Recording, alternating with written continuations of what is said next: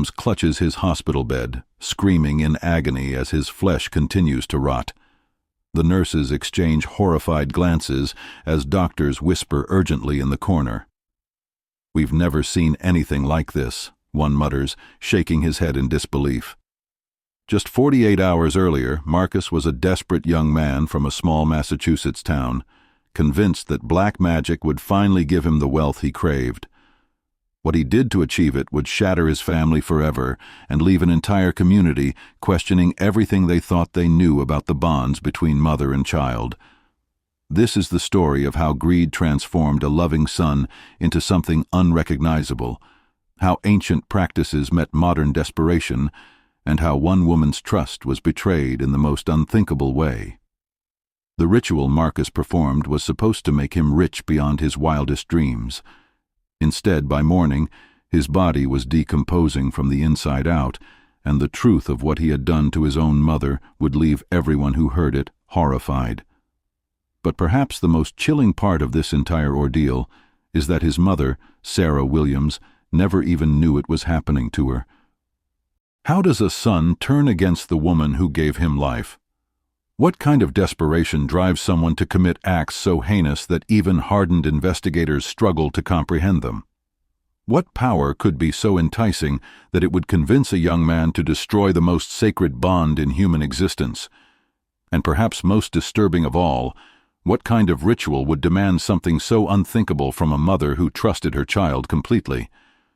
Tonight, we'll explore the twisted path that led Marcus Williams from a struggling minimum wage worker to a hospital bed, his body failing as the consequences of his actions consumed him from within. We'll examine the shadowy world of modern occult practices, where ancient beliefs collide with contemporary desperation, creating a perfect storm of manipulation and betrayal. And we'll uncover the truth about what happened during those dark hours when a mother's love was exploited in ways that defy human decency. Before we go deeper, let us know in the comments where you're watching from. We'd love to hear from you. And if you're new here, click on the subscribe button so you never miss any of our upcoming videos. Marcus Williams grew up in the kind of small New England town where everyone knows everyone else's business. His mother Sarah raised him alone after his father abandoned them when Marcus was just 8 years old. Sarah worked double shifts at the local diner, her hands permanently stained with coffee, and her back aching from years of carrying heavy trays, but she never complained. She was the kind of woman neighbors could count on, always ready with a casserole when someone was sick or a listening ear when times got tough. Marcus had been different as a child, quieter than other kids, more introspective.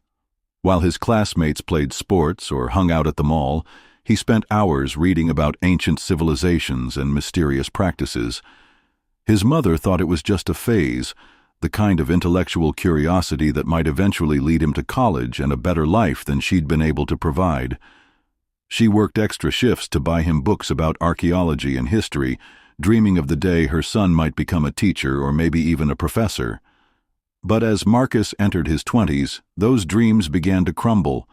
He bounced from job to job, never able to hold steady employment.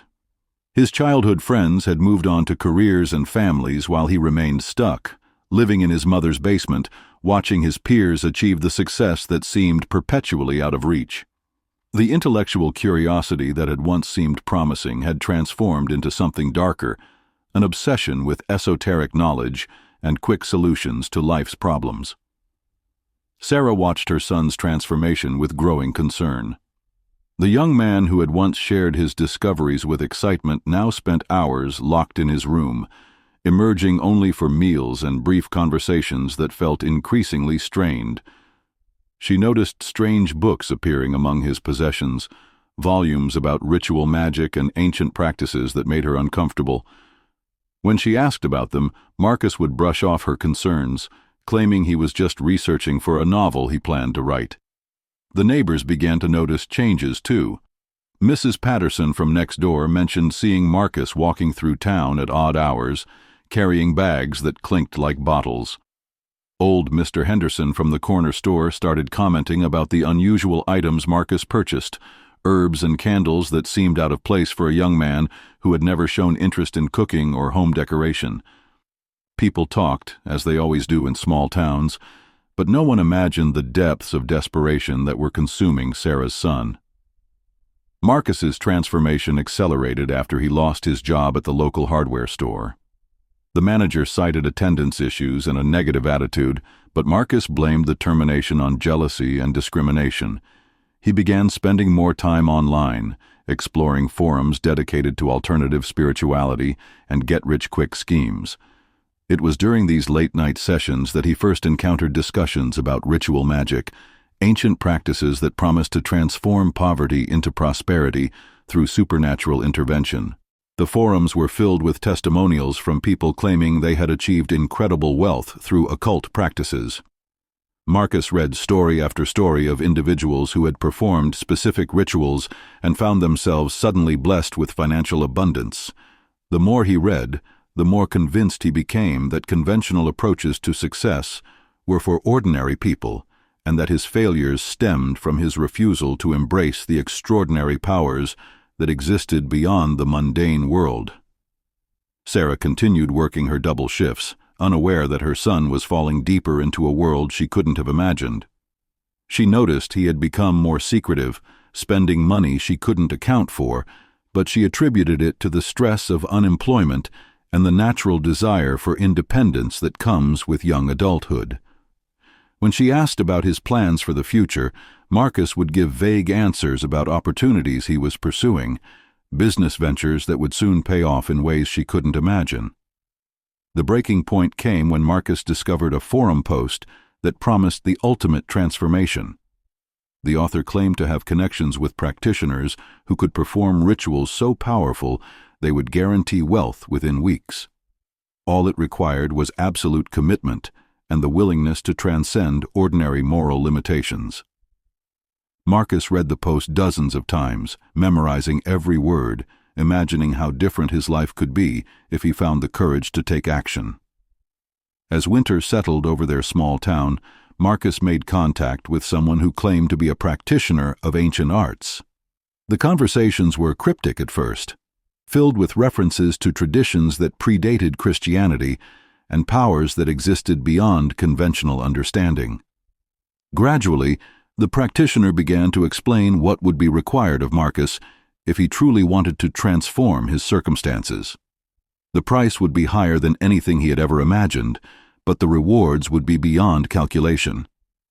Encounter as nothing more than vivid dreams, waking with no memory of what had occurred, while the cosmic forces unleashed by their union would begin transforming Marcus's financial circumstances.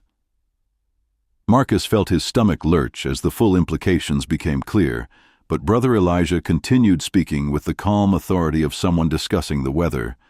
The practitioner explained that mother-son unions were among the most powerful rituals known to ancient traditions, generating energies that could reshape reality itself. Throughout history, those seeking ultimate transformation had understood that conventional taboos were merely obstacles preventing access to true power. Brother Elijah provided Marcus with detailed instructions and a collection of substances that would ensure his mother's cooperation. The herbs needed to be ground into powder and mixed into her evening tea, while specific incantations had to be spoken as she fell into the induced sleep. Candles arranged in precise patterns would focus the energies, and symbols drawn in chalk would create sacred boundaries within which the transformation could take place. That evening, Marcus returned home to find his mother preparing dinner, as she always did, humming softly to herself as she moved around their small kitchen. Sarah greeted him with the kind of smile that had sustained him through childhood difficulties, completely unaware that her son was carrying substances intended to strip away her ability to protect herself. She asked about his day trip, expressing hope that he had found some clarity about his future plans. As they shared their evening meal, Marcus fought to maintain normal conversation while his mind raced through Brother Elijah's instructions.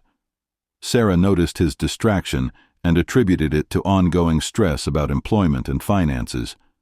She reassured him that things would improve, that he just needed to keep trying and maintain faith in his own abilities.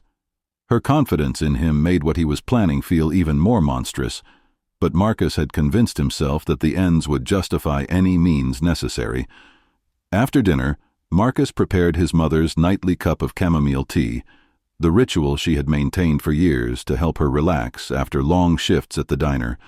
This time, he carefully measured the powder Brother Elijah had provided, watching it dissolve into the golden liquid without leaving any trace of its presence. Sarah accepted the tea gratefully, settling into her favorite armchair to watch the evening news before heading to bed. Within an hour, Sarah's movements had become sluggish, her words slightly slurred as she struggled to follow the television program that had held her attention moments earlier. She apologized to Marcus for feeling so tired, explaining that the double shifts were probably catching up with her. Marcus helped her to her room, his heart hammering as she leaned against him, trusting him completely even as her consciousness began to slip away. Brother Elijah had been precise in his instructions about timing and preparation. Marcus waited until his mother's breathing had settled into the deep rhythm of drugged sleep before beginning the ritual setup. He moved through the house like a sleepwalker, arranging candles according to the patterns he had memorized, drawing symbols on the floor with chalk that seemed to glow in the flickering light. The incantations he spoke felt foreign on his tongue, words from languages that predated written history. What happened next occurred in a haze of candlelight and whispered prayers to forces Marcus couldn't name. His mother remained unconscious throughout, her breathing steady but her face occasionally contorting as if she were experiencing nightmares she couldn't escape. Marcus told himself that she wasn't really present, that the substances had transported her consciousness to somewhere safe while her body participated in the ritual that would transform both their lives. By dawn, the candles had burned low, and Marcus felt as if he had been hollowed out from within. His mother was beginning to stir, making soft sounds of confusion as the drugs gradually released their hold on her mind. Marcus quickly cleaned away all traces of the ritual, disposing of the chalk marks and storing the candles where his mother would never find them. He was in his own room, pretending to sleep, when Sarah finally woke fully and began moving around the house. But something had gone terribly wrong. Within hours, Marcus was experiencing burning sensations that intensified with each passing moment. By afternoon, he was in agony, his body seemingly rejecting what had been done during the night. The transformation Brother Elijah had promised was occurring, but not in ways Marcus had anticipated or desired. If you're still watching, drop a comment. I'm still here. Let's see who's following this shocking case to the end. Dr. Jennifer Martinez had been working in the emergency room at Mercy General Hospital for 12 years, but she had never seen anything like the condition that brought Marcus Williams through their doors that Tuesday afternoon. He was doubled over in pain, his skin flushed and hot to the touch, describing symptoms that seemed to belong to different diseases simultaneously. The affected areas of his body were showing signs of rapid necrosis, tissue death that typically occurred only after severe trauma or infection, yet all his blood work came back within normal ranges. "It's like his body is destroying itself from the inside out," Dr. Martinez confided to her colleague during a brief consultation in the hallway. "But there's no medical explanation for what we're seeing. No infection, no autoimmune markers, no evidence of poisoning or allergic reaction. It's as if something is consuming him at the cellular level, but we can't identify the cause or find any effective treatment."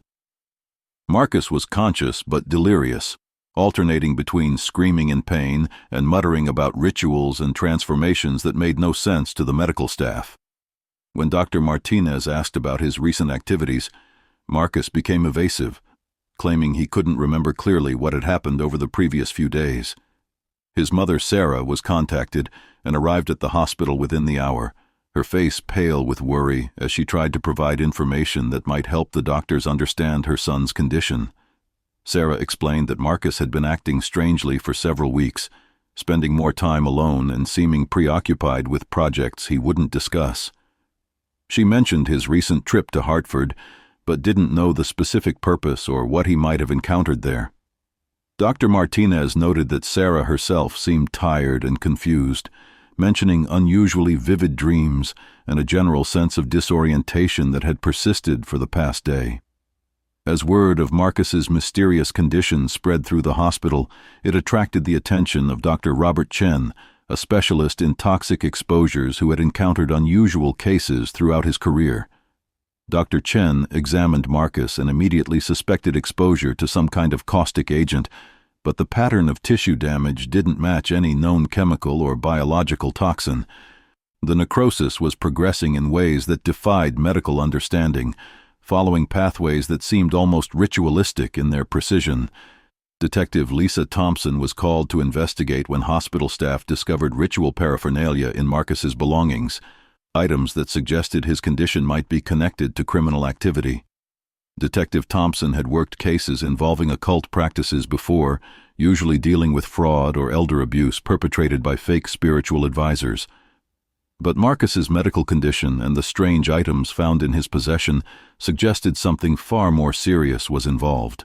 The investigation began with a search of the Williams family home, where detectives discovered an extensive collection of books about ritual magic, correspondence with individuals involved in occult practices, and receipts for unusual purchases including herbs, candles, and ceremonial items. Hidden beneath Marcus's bed, investigators found a wooden box containing powders, handwritten instructions for performing rituals, and photographs of symbols that appeared to match marks found in various rooms of the house. Sarah Williams watched in shock as detectives photographed and catalogued items she had never seen before, evidence of a secret life her son had been living under her own roof. She struggled to reconcile the young man she thought she knew with the person revealed by the investigation, someone who had been planning activities so disturbing that trained law enforcement officers exchanged grim looks as they processed the evidence. Detective Thompson interviewed neighbors and local business owners, gradually piecing together a timeline of Marcus's activities in the weeks leading up to his hospitalization.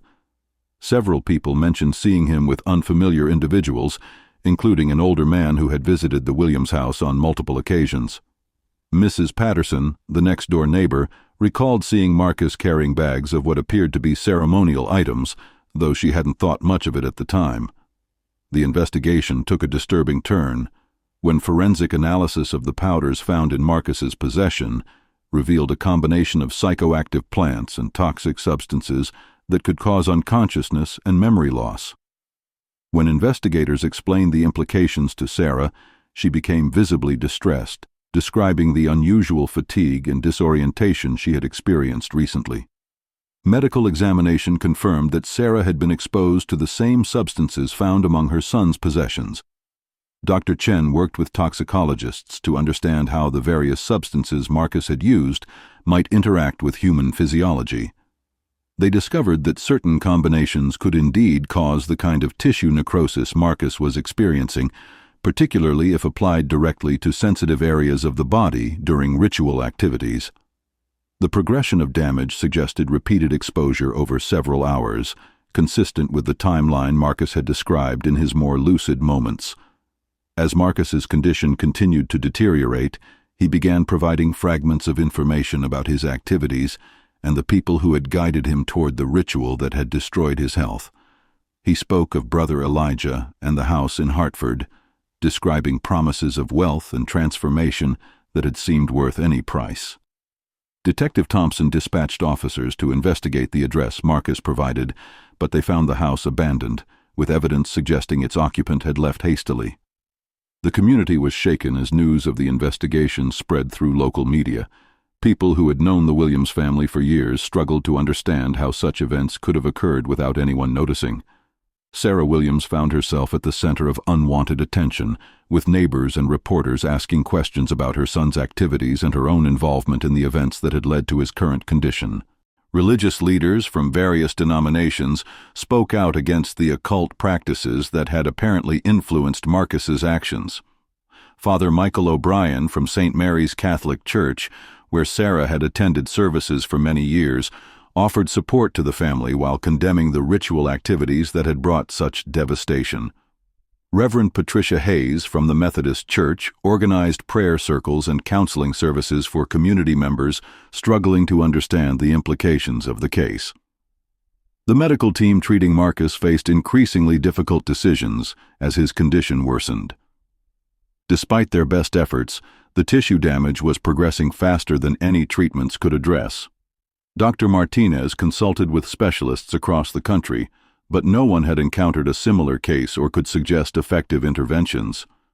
The substances Marcus had used during his ritual had triggered processes that seemed to be beyond medical remedy. The breakthrough in understanding what had actually happened came from an unexpected source. Dr. Elena Rodriguez, a forensic psychiatrist specializing in cases involving alleged supernatural experiences, was consulted when Marcus began making statements that suggested his mental state might be relevant to both his medical condition and the criminal investigation. Dr. Rodriguez had spent decades studying individuals who claimed to have participated in occult rituals, developing expertise in separating genuine psychological trauma from elaborate delusions. During her initial interview with Marcus, Dr. Rodriguez observed that his descriptions of the ritual contained elements that were inconsistent with most documented occult practices. While he clearly believed he had participated in an ancient ceremony with supernatural effects, many of the details suggested influence from modern sources rather than authentic historical traditions. More importantly, his mother's reported symptoms were consistent with exposure to specific pharmaceutical compounds rather than the herbal substances he claimed to have used. Dr. Rodriguez's investigation led her to examine the materials Marcus had obtained from Brother Elijah more carefully. Forensic analysis revealed that the ancient herbs were actually a sophisticated mixture of modern drugs designed to induce unconsciousness and memory loss, compounds that would have been impossible to obtain without significant knowledge of chemistry and pharmacology. The ritual powders contained substances that could cause severe chemical burns when applied to human tissue, explaining the progressive necrosis Marcus was experiencing. The revelation that transformed everyone's understanding of the case came when investigators finally located Brother Elijah through digital forensics analysis of Marcus's online communications. The man who had presented himself as a practitioner of ancient arts was actually Dr. Theodore Walsh, a disgraced chemist who had lost his license years earlier for conducting unauthorized experiments on human subjects. Dr. Walsh had been operating an elaborate scheme targeting vulnerable individuals like Marcus and convincing them to participate in fake rituals that served as cover for criminal activities. When Detective Thompson confronted Dr. Walsh at a motel in Albany where he had been hiding, he initially denied any connection to Marcus Williams or the events in Massachusetts. But faced with overwhelming evidence including recorded phone conversations and financial records showing payments from desperate individuals across multiple states, he eventually admitted to operating what he called therapeutic interventions, designed to help people overcome psychological limitations. Dr. Walsh's confession revealed the true scope of his criminal enterprise. He had been targeting young men experiencing financial difficulties, promising them wealth and success through participation in ritualistic activities that were actually elaborate schemes to facilitate assault and extortion. The ancient practices he promoted were carefully designed psychological manipulation techniques combined with pharmaceutical substances that would eliminate his victims' ability to remember or resist what was being done to them. In Marcus's case, Dr. Walsh had recognized the young man's desperate desire for financial success and his troubled relationship with authority figures.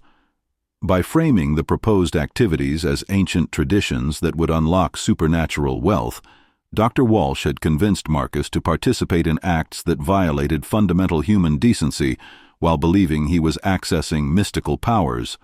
The chemical substances Dr. Walsh provided had ensured that Sarah Williams would have no memory of what occurred, while the caustic compounds would eventually destroy Marcus's health as punishment for his participation. Dr. Walsh's methods were sophisticated and calculating. He studied his targets extensively before making contact, identifying their specific vulnerabilities and crafting appeals that would override their moral instincts. Marcus had been particularly susceptible because of his intellectual pride and his resentment toward conventional approaches to success. By presenting the ritual as something that required exceptional courage and understanding, Dr. Walsh had transformed Marcus's participation from crime into what the young man perceived as spiritual advancement. The investigation revealed that Dr. Walsh had operated similar schemes in at least 6 other states, always targeting young men whose financial desperation made them vulnerable to promises of supernatural intervention. In each case, he had convinced his victims to commit acts against family members, usually mothers or sisters, while believing they were participating in ancient rituals that would bring them wealth and success. The chemical substances he provided ensured that the victims of these assaults had no clear memory of what had occurred. Sarah Williams's reaction to these revelations was devastating to witness. Learning that her son had not been driven by supernatural delusions, but had instead been manipulated into committing calculated assault while she was chemically incapacitated, shattered her understanding of both her son and her own experience. The dreams she had dismissed as unusually vivid were actually fragmented memories of real events, her subconscious mind trying to process trauma that the drugs had prevented her from fully experiencing. Dr. Rodriguez worked with Sarah to help her understand the psychological mechanisms that Dr. Walsh had used to manipulate her son. While this knowledge didn't excuse Marcus's actions, it provided context for how someone she had raised to be caring and decent could have been convinced to participate in such horrific activities. The combination of financial desperation, social isolation, and carefully crafted psychological manipulation had created conditions where Marcus's moral compass had been completely overwhelmed. Marcus's own response to learning the truth about Dr. Walsh's manipulation was complex and troubling. Even faced with evidence that the ritual had been an elaborate deception designed to facilitate criminal activity, part of him remained convinced that supernatural forces had been involved. The psychological investment he had made in believing himself capable of transcending ordinary limitations made it difficult for him to accept that he had simply been the victim of a sophisticated con artist. The medical team treating Marcus began to understand his condition in a new light. Once they realized the toxic substances he had been exposed to were not ancient compounds, but modern chemicals designed to cause exactly the kind of progressive damage he was experiencing. Dr. Walsh had apparently intended for his victims to suffer severe consequences as a form of punishment and to prevent them from seeking help or revealing what had occurred. The chemical burns Marcus was experiencing were not supernatural retribution, but the calculated result of exposure to caustic substances. As Dr. Walsh's criminal network was exposed, investigators discovered documentation that revealed the true extent of his operations and the calculated nature of his crimes against families across the country. In his personal files, they found detailed psychological profiles of his victims, including Marcus Williams, with notes about their specific vulnerabilities and the manipulation techniques most likely to succeed with each individual. Dr. Walsh had approached his crimes with the methodical precision of a scientist conducting experiments on human behavior. The files revealed that Dr. Walsh had specifically targeted young men between the ages of 18 and 25 who were experiencing financial difficulties and living with single mothers. His research had identified this demographic as particularly susceptible to promises of supernatural intervention, especially when framed as ancient practices that required exceptional courage and intelligence. He had developed a comprehensive system for identifying potential victims through online forums and social media platforms, where people discussed financial struggles and alternative spirituality. Dr. Walsh's notes about Marcus showed the depth of his manipulation strategy. He had studied Marcus's online activity for months before making contact, identifying his fascination with ancient civilizations and his resentment toward conventional approaches to success. The persona of Brother Elijah had been carefully crafted to appeal to Marcus's intellectual pride, presenting the proposed ritual as something that required rare wisdom and courage that most people lacked. The criminal investigation expanded as authorities in other states began examining similar cases that might be connected to Dr. Walsh's network. In Vermont, a 23-year-old man named David Chen had been hospitalized with symptoms similar to Marcus's after claiming to have participated in a wealth-generating ritual. In Pennsylvania, investigators were re-examining the case of Michael Torres, whose mysterious illness and bizarre confessions about supernatural experiences had been dismissed as mental health issues. Each of these cases followed the same pattern that had destroyed the Williams family. Young men in desperate financial circumstances had been contacted by individuals claiming to represent ancient spiritual traditions. After participating in elaborate rituals that they believed would bring them wealth, they experienced progressive medical conditions that defied conventional treatment, while their female relatives reported memory gaps and psychological trauma consistent with drug-facilitated assault. Sarah Williams faced the heartbreaking decision of how to proceed with the knowledge of what her son had done to her. The district attorney's office explained that while Marcus had clearly been manipulated by Dr. Walsh, he had still committed serious crimes against her while she was incapacitated. The fact that she had been unconscious and had no memory of the events complicated both the legal and emotional aspects of the case, leaving her to grapple with trauma she couldn't fully remember experiencing. Dr. Rodriguez worked extensively with Sarah to help her process the complex emotions surrounding her victimization by someone she loved and trusted. The psychological impact of learning that her most intimate relationship had been violated while she was unconscious created trauma responses that were difficult to address through conventional therapy. Sarah struggled with feelings of betrayal, guilt, and confusion as she tried to reconcile her love for her son with the reality of what he had done to her. Marcus's medical condition continued to deteriorate as the toxic substances Dr. Walsh had provided completed their destructive work. Despite the best efforts of his medical team, the chemical burns had progressed to the point where surgical intervention was no longer possible. Dr. Martinez and her colleagues found themselves in the position of providing palliative care to a young man whose condition was the direct result of criminal manipulation, knowing that his suffering was entirely preventable. As Marcus faced the reality that his condition was terminal, he began to express genuine remorse for his actions against his mother. The combination of physical pain and the knowledge that he had been deceived by Dr. Walsh stripped away the psychological defenses that had allowed him to rationalize his participation in the ritual. In conversations with Dr. Rodriguez, he struggled to understand how he had allowed himself to be convinced to commit acts that violated everything he claimed to believe about love and family.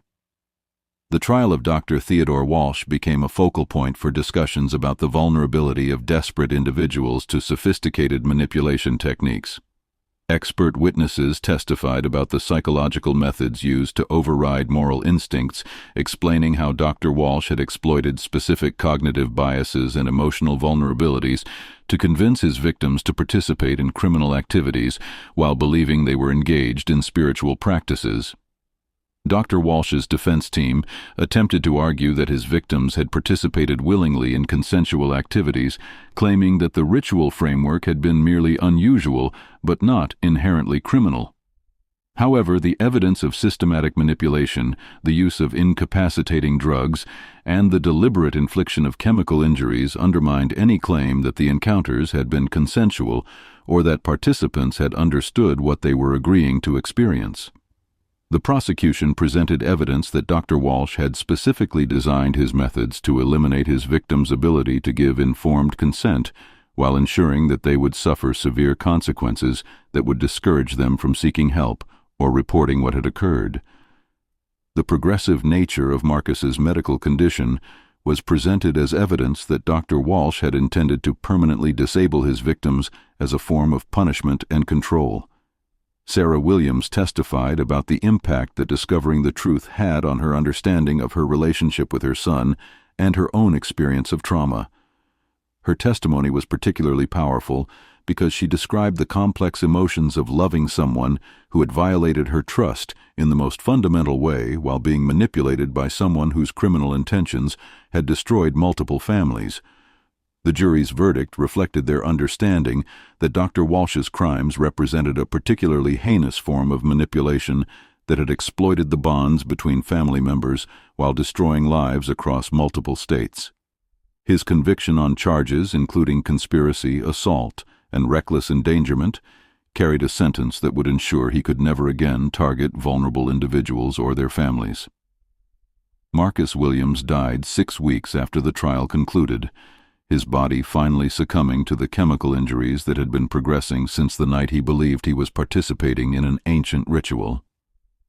Sarah was with him during his final hours, their relationship complicated by the knowledge of what had occurred, but still bound by the love that had sustained them through his childhood and her struggles as a single mother. The case of Marcus Williams and Dr. Theodore Walsh raises profound questions about the nature of responsibility when sophisticated manipulation meets desperate circumstances. Was Marcus primarily a victim of elaborate psychological manipulation, or was he a willing participant who chose to harm his mother in pursuit of selfish goals? How do we balance sympathy for someone who was clearly deceived with accountability for actions that caused irreparable harm to an innocent person? The story also forces us to confront uncomfortable truths about the vulnerability of human psychology to carefully crafted appeals that exploit our deepest insecurities and desires. Dr. Walsh's success in convincing multiple young men to commit horrific acts against their own family members demonstrates how effectively predatory individuals can identify and manipulate psychological weaknesses, transforming victims into perpetrators while maintaining the illusion of supernatural justification. Sarah Williams's experience highlights the complex trauma faced by victims of crimes they cannot fully remember, individuals who must process psychological and physical violations that occurred while they were unconscious. Her struggle to maintain love for her son while acknowledging the reality of what he had done to her illustrates the profound impact such crimes have on family relationships and the healing process. Think about your own life and the relationships you value most. How would you respond if someone you loved and trusted committed such acts against you while under the influence of sophisticated manipulation? Would you be able to separate your feelings about their victimization by a predatory criminal from your own experience of being violated by their actions? These are questions that have no easy answers, but they force us to examine the complexity of human psychology and the bonds that connect us to those we care about most. Comment below and let me know your thoughts. Was Marcus Williams primarily a victim or a perpetrator? How do we protect vulnerable individuals from the kind of manipulation that Dr. Walsh employed? And what does this case teach us about the importance of maintaining healthy skepticism toward promises that seem too good to be true, especially when they require us to violate fundamental moral boundaries? I read every single comment, and I want to know how this story affected you. Did it change your perspective on the relationship between victimization and responsibility? Does it make you think differently about the young men in your own life who might be struggling with financial pressure and social isolation? If you found this story as disturbing and thought-provoking as I did, make sure to subscribe for more investigations into cases that challenge our understanding of human psychology and criminal behavior. And if you want to hear about another case involving the dangerous intersection of desperation and manipulation, wait until you learn about the woman who convinced 3 different men to murder their wives by claiming their spouses were possessed by demons that could only be expelled through violence. That's a story that will make you question everything you think you know about love, faith, and the lengths people will go to protect what they believe is sacred.